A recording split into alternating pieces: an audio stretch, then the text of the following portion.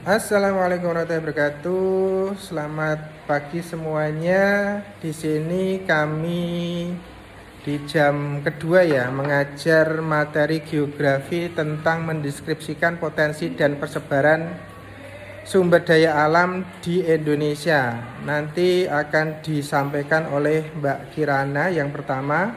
Nanti selanjutnya disusul yang lain untuk presentasi ya. Untuk presentasi ini ditulis dulu diagram alurnya untuk menerangkan secara singkat ya. Secara singkat kami kasih waktu per anak 7 menit. Nanti ini model dari belajar deep learning yang diambil dari buku Quantum Learning gitu ya. Untuk selanjutnya kami nanti akan sertakan videonya untuk pembelajaran berikutnya. Selamat menyaksikan. Assalamualaikum warahmatullahi wabarakatuh. Waalaikumsalam warahmatullahi wabarakatuh. Nama saya Nazila Kirana Misyendari. Sini akan mempresentasikan deskripsikan potensi dan persebaran sumber daya alam di Indonesia. Indonesia termasuk juga negara yang memiliki keanekaragaman hayati terkaya di dunia. Disebut sebagai mega diverse country. Indonesia juga memiliki potensi kehutanan yang sangat besar. Berdasarkan data di LKS Geografi yang telah saya baca, lebih dari 50% wilayah Indonesia berkawasan hutan.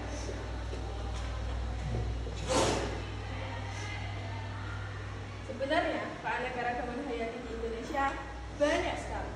Namun sistem pemerintahan Indonesia menggunakan metode setengah jadi ekspor.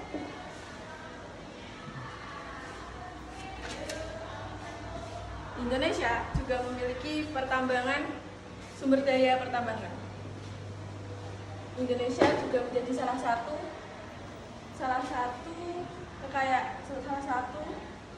potensi kekayaan tambang yang terbesar di dunia.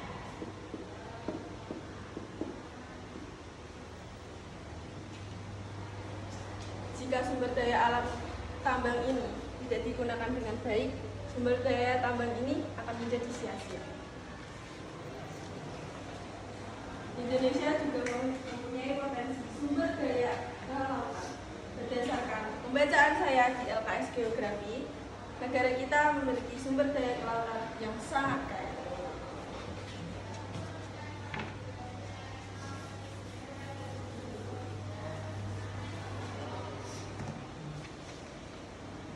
Sumber daya alam berdasarkan potensi.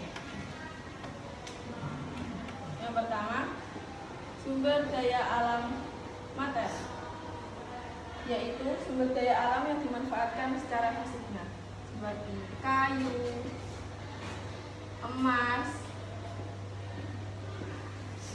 Assalamualaikum warahmatullahi wabarakatuh. Waalaikumsalam warahmatullahi wabarakatuh.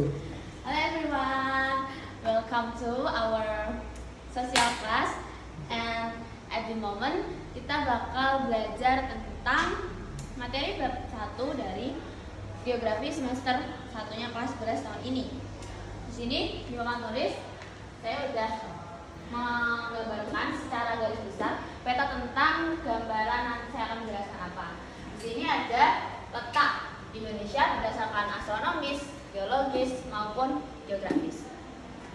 Yang pertama kita akan menyinggung tentang letak astronomisnya Indonesia.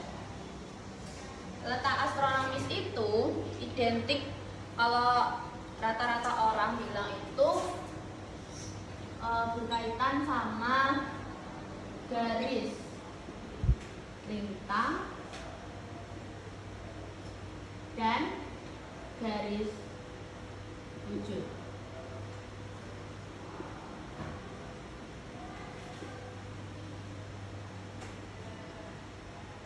Apa sih garis lintang dan garis bujur itu? Kalau garis lintang itu misal ya, ini kan bumi. garis lintang itu membagi wilayah kutub bumi itu menjadi bagian. ini berdasarkan garis lintang dan garis bujur. Di Indonesia itu garis lintang dan garis bujurnya atau koordinat astronomisnya itu 6 derajat lintang utara sampai 11 derajat lintang selatan dan 95 derajat bujur timur sampai 141 derajat bujur timur. Ini koordinat versi generalnya ya. Kalau versi spesifiknya itu di bagian utara dia ada 6 derajat 08 titik lintang utara. Assalamualaikum warahmatullahi wabarakatuh. Waalaikumsalam warahmatullahi wabarakatuh. Nama saya Putri Aisyah. Saya akan mempresentasikan tentang menganalisis pengolahan SDA dan permasalahannya. Cuman di sini saya akan mengambil satu judul sini tentang permasalahannya. Nah, kalau di buku geografi itu ada 4 sebenarnya. Ada pariwisata, cuman karena saya belum menemukan permasalahannya apa, jadi saya mengambil 3 poin, yaitu kehutanan. Apa sih anak mengambil kehutanan? Nah, banyak diketahui sekarang itu banyak pemerintah yang melakukan penebangan hutan yang itu termasuk ilegal. Nah, kenapa? Karena pemerintah yang mementingkan tentang uang. Mereka tidak mementingkan flora fauna yang ada di dalam hutan ini, dengan mereka yang mementingkan uang. Akhirnya mereka mengganti pepohonan yang bisa digunakan dan yang mau jadi tempat untuk flora dan fauna.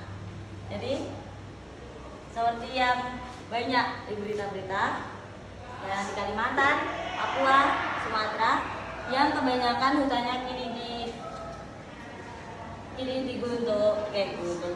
digundul menjadi sawit.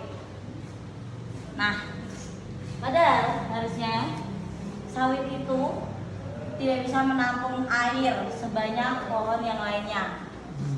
Jadi sebenarnya perubahan pohon yang biasa menampung banyak air ke sawit adalah kesalahan besar, karena bisa menimbulkan jadinya longsor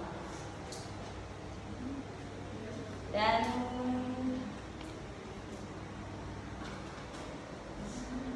banyak lagi kerusakan alam yang dengan sawit. Dan sawit tidak bisa membawa air sebanyak